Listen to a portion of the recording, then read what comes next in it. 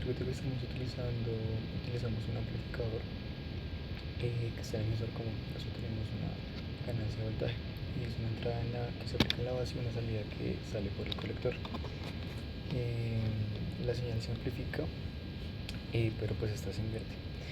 Entra positivamente y sale negativamente. Y esta ganancia depende pues de cómo se polariza el transistor. Por otro lado, tenemos la ganancia de voltaje, que es una simple relación entre la ganancia de salida y la ganancia de entrada y el voltaje de entrada. Y con esta simple fórmula pues sabemos cuánto voltaje está ganando y con este voltaje pues entendemos puede variar diferentes cosas como la corriente del colector. Eh,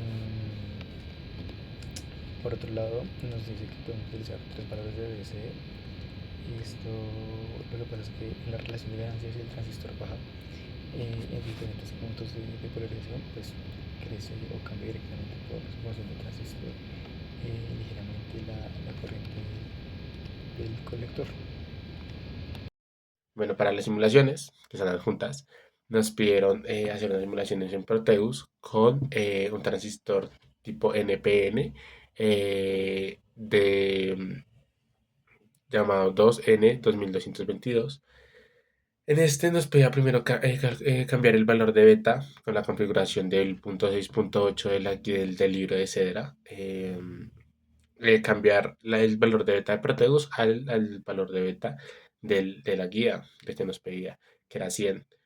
Al hacer esto y calcular lo que son voltajes, corrientes en el emisor, base y colector, voltajes y corrientes en sus puntos, nos dieron un valor muy cercano, con un margen de error muy bajo, gracias a las cifras significativas que el Proteus, al poner los voltímetros, y las fuentes pues, de medición para la corriente nos arrojaban cifras, números significativos, cifras significativas, en donde pues obviamente el margen de error pues variaba, ¿cierto?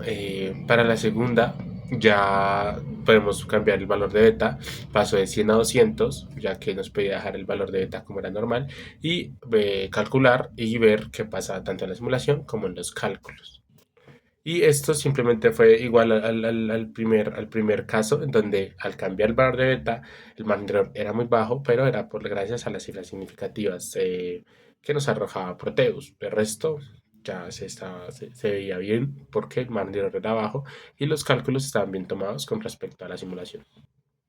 Para el tercer punto, que nos pedía hallar las resistencias, acá sí pues encontramos unos problemas de un margen de error un poco ya más alto, ya que los cálculos no coincidían a la perfección con la simulación. Y estuvimos investigando un poco, tal vez las causas que nos pudo haber causado esto, y era que de pronto la que de pronto el valor de las tolerancias de la resistencia aumentaba un poco o variaba un poco y por eso los cálculos no nos daban, dependiendo pues obviamente del Proteus. También cabe recalcar las cifras significativas en este punto porque pues también aumenta lo que es el margen de error, el porcentaje de error, entonces eso. Pero los cálculos se tuvieron en cuenta con la simulación. No nos salió igual, pero si tenemos como en las conclusiones de nuestro informe, se puede evidenciar por qué no. Y como por encima la gran parte es eso, del valor de las tolerancias, de a lo mejor de las resistencias, fue que nos pudo variar o cambiar lo que son los valores de voltajes y corrientes en esos puntos. Nosotros para ese punto utilizamos el método en los cálculos, que ya mis compañeros lo van a hablar, utilizamos el método de los pasos en donde primero se asume una resistencia y se encuentra la otra y así ya se puede hacer todo el cálculo. Pero pues con Proteus encontramos como ese problema que a lo mejor fue por esas causas. Y ya en el cuarto, ya ya en el cuarto pudimos evidenciar todo a la perfección al cambiar la fuente de voltaje en DC por una en AC con offset de 5 voltios. Ya pudimos ver cómo los cálculos que tomamos eran idénticos a los experimentales, que es lo de Proteus. ¿Sí? El teórico de cálculo era muy similar al de Proteus. Entonces, ya en las conclusiones se puede evidenciar cuáles son los cálculos, cuál fue el método que se utilizó para hacer los cálculos, el paso a paso, para encontrar lo que son corrientes, voltajes en cada punto, emisor, colector y base, con sus voltajes respectivos, y obviamente cambiando la resistencia a la base, que era lo que el punto solicitaba. Y ya, eso sería como todas las simulaciones.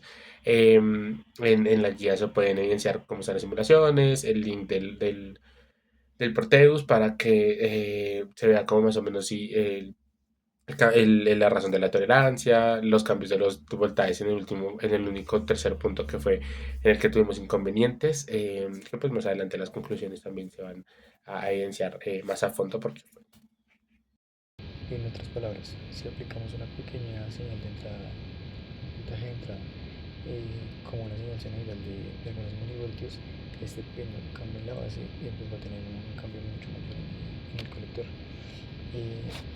Pero pues esta versión va a ser amplificada, va a tener una inversión. Digamos que tenemos una ganancia de voltaje de menos 50. Si tenemos 10 milivoltios de entrada, vamos a tener 500 milivoltios de salida.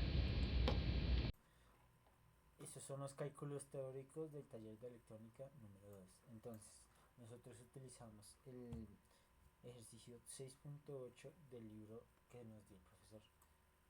Entonces, este es el ejercicio. ¿Qué tenemos? Tenemos una resistencia del colector que es de 2 kiloohmios y tenemos una resistencia en la base que es de 100 kiloohmios. Entonces, asumimos nosotros que estamos operando en región activa para poder calcular las corrientes y de bueno, del colector, de la base y del emisor. Entonces, acá se sabe que el voltaje va a ser cero porque no está conectado a una resistencia y este directamente está conectado a tierra. Listo. ¿Qué más sabemos? Entonces, el voltaje base emisor es de 0.7 voltios. Listo. ¿Qué vamos a hacer? Nosotros vamos a encontrar primero el voltaje de la resistencia para encontrar la corriente en esta malla que va desde acá hasta acá abajo. Listo. Acá nosotros, ¿qué más conocemos? Que el beta va a ser de 100. Listo. Entonces aplicamos diferencia de voltajes entre el voltaje de entrada que tiene la base y el voltaje base emisor para encontrar el voltaje de la resistencia. Listo. Que esto acá sería 5 menos 0.7 voltios. Listo. Que sería 4.3 voltios. Luego nosotros aplicamos ley de Ohm para conocer la corriente de la base. En este caso sería 43 microamperios. ¿Qué más sabemos? Entonces, esta es la fórmula para encontrar la corriente del colector, ¿listo? Que es beta por la corriente de la base. ¿Listo? Acá calculamos la corriente del colector, que sería 100 por 43 microamperios, que serían 4.3 miliamperios. Y entonces acá aplicamos también la fórmula de la corriente del emisor, que sería la corriente de la base más la corriente del colector, ¿listo? Que serían 4.3 miliamperios y 43 microamperios. ¿Listo? Ahora, ¿qué más necesitamos saber? El voltaje del colector, que sería 10 menos la idea de la resistencia del colector y la corriente del colector, que serían 2 kiloohmios por 4.3 miliamperios. Que sería 1.4 voltios. Ahora, nosotros pasamos al segundo ejercicio, que lo único que deberíamos hacer es que el beta va a ser de 200, que sería los valores de Proteus que tenemos simulados y que mi compañero va a explicar después. Entonces, ¿qué más sabemos? Entonces, si estamos en saturación, el voltaje del colector emisor es de 0.2 voltios y si estamos en activo, sabemos que el voltaje base emisor es de 0.7 voltios. Eso también se cumple cuando estamos en saturación. Listo. En este caso también vamos a suponer que vamos a trabajar en región activa. Lo mismo, realizamos los mismos cálculos, lo único acá diferente es que la corriente del colector va a ser diferente porque el beta ya cambia. ¿Listo? Acá tenemos todos los cálculos. Acá lo único diferente es lo que les comentaba, que la corriente del colector va a ser diferente porque el beta ya no es de 100 sino de 200. ¿Sí? En este caso ya no, la corriente del colector no va a ser 4.3 miliamperios sino que va a ser 8.6 miliamperios, sería el doble. ¿Listo? También la corriente del emisor va a cambiar precisamente porque la corriente del colector cambia. Bueno, y entonces el voltaje del colector también es diferente y acá en este caso me da negativo por la polarización en la que yo tomé la malla de esta zona. Ahora pasamos directamente al tercer punto, que es lo que necesitamos. Entonces necesitamos modificar los valores de la resistencia de la base y el colector, de tal forma que tengamos los siguientes valores del voltaje colector emisor. Entonces 0.2 voltios, 0.5 voltios, 1 voltio, 3 voltios, 5 voltios, 6 voltios, 8 voltios y 9 voltios. Listo. ¿Cómo realizamos los cálculos? Listo. Empezamos con un voltaje de colector emisor de 0.2 voltios. Acá asumimos que el beta va a ser de 100. En todos los casos también vamos a asumir que el beta va a ser de 100. Entonces, nosotros vamos a asumir en este caso que nuestra resistencia de colector va a ser de 2000 ohms.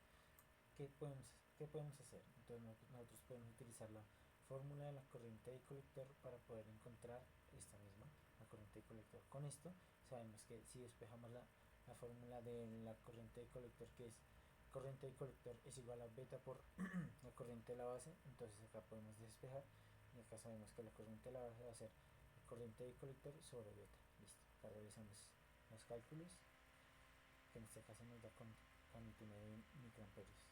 ¿Qué más sabemos? Entonces por ley de Ohm podemos simplemente sacar las resistencias, que sería el voltaje sobre la corriente, que sería con 4.3 voltios. ¿De dónde salen estos 4.3 voltios? De la diferencia entre los 5 voltios menos los 0.7 voltios que están de base de emisor.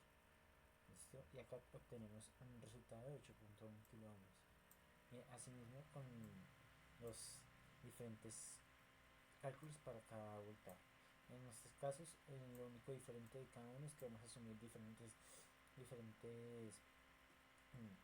resistencias de del colector, perdón, y listo.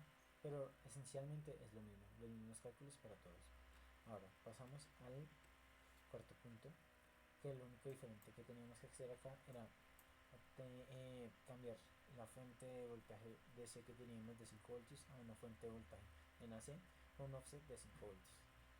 Y entonces esta tenía que operar con una amplitud muy mínima para que el amplificador siga estando en región activa, con también una diferencia es que la resistencia va a ser diferente. ¿Por qué? Listo. Bueno, lo que les comentaba. Acá asumimos nosotros que estamos en región activa. Entonces vamos a saber que el voltaje base emisor es de 0.7 voltios. ¿Qué pasa? Nosotros tenemos que hallar una resistencia para que el voltaje colector emisor nos dé 6 voltios. Listo. Acá son las fórmulas que vamos a utilizar durante en los cálculos y acá. Listo. Entonces, ¿qué sabemos? Si utilizamos nosotros esta fórmula, que es el cálculo normal de esta mallita, entonces acá nosotros podemos conocer la corriente de la base. Listo. Lo mismo, acá obtenemos la corriente del colector multiplicando por beta y por la corriente de la base. Listo. ¿Qué más nosotros conocemos? Acá podemos asumir el voltaje del colector también. Con esto y listo. Así nos daría a nosotros el voltaje del colector emisor. Listo. El punto 5, que sería la calcular la relación entre la amplitud del voltaje de salida y voltaje de entrada para al menos 3 voltajes diferentes. Listo. En este caso, un compañero les va a explicar este punto, el quinto y el sexto punto. Gracias.